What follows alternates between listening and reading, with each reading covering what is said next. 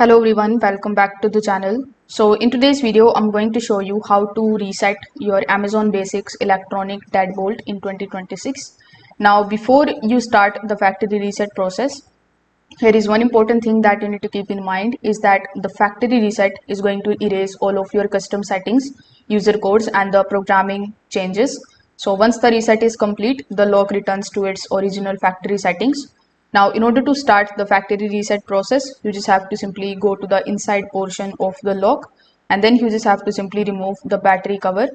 Now behind the batteries, you should see this type of small R button. So this is the button that is used for restoring the factory settings. So you just have to simply press and hold this reset button for about 6 seconds and then continue holding it until you hear 3 long beeps. Now those beeps are going to confirm that the lock has successfully returned to its factory default settings. After the reset, you just have to simply lock needs to learn the direction of your door. So you need to enter the default programming code, which is going to be 0000, and then you just have to press this lock unlock button.